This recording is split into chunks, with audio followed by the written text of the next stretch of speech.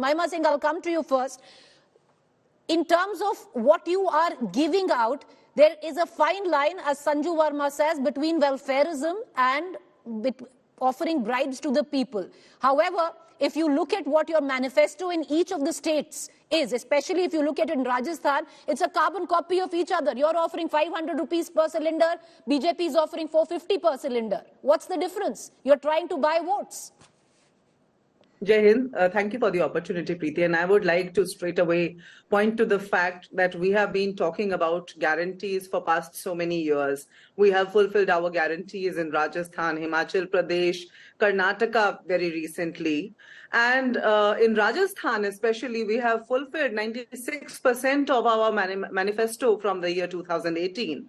Right now, when I was listening to the BJP spokesperson, it seemed very obvious. All the noise seemed very obvious because of the lackluster performance of the BJP, both at the center and at the states. When we talk of Rajasthan specifically, the manifesto is an outcome of a document called Vision 2030.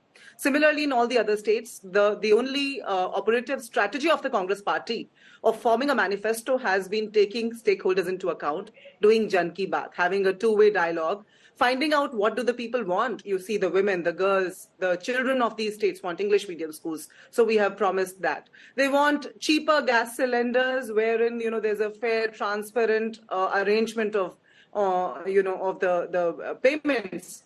So we have promised 500 rupees per gas cylinder, and we've been delivering. So it's not that we are promising it right now. And if you talk about copying, after we started giving out 500 rupees per cylinder in Rajasthan, the BJP has come out similarly in Madhya Pradesh and other states, promising a little lesser than that. We promised 3,000 rupees MSP on, rice. Then the BJP came up with 3,100 per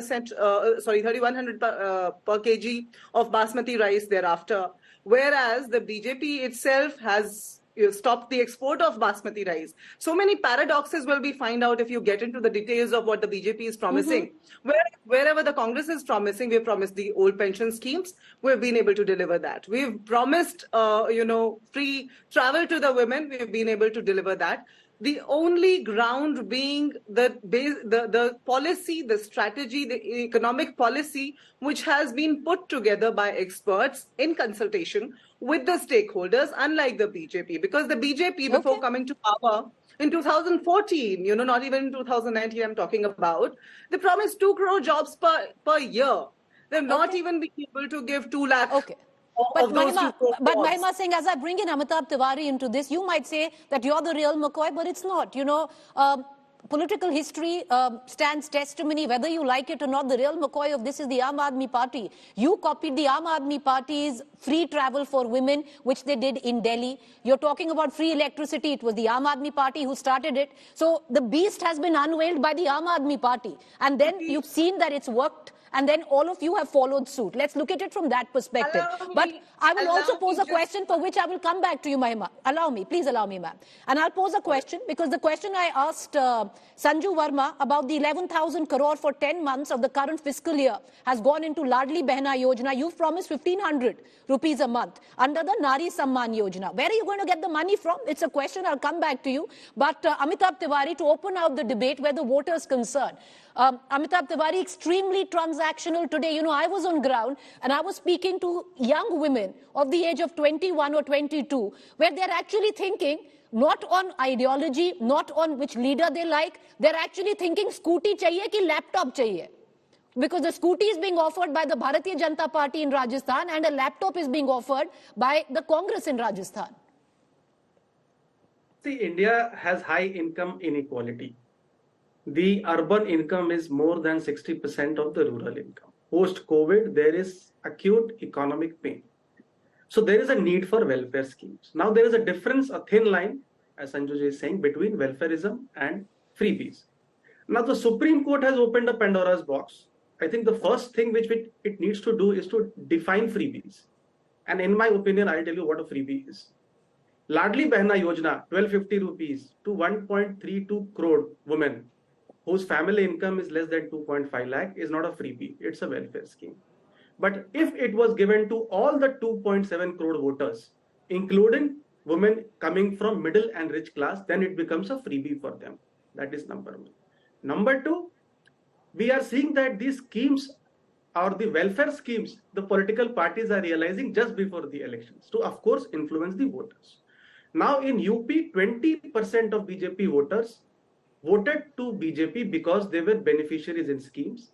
In Karnataka, 10% of Congress voters voted because of these guarantees. Now they have a substantial impact on the budget, as we have mentioned. The annual expenditure, if BJP gives 1250 rupees, is 20,000 crores. And Mamaji has said in some of his speeches that he will increase to 3,000 rupees gradually.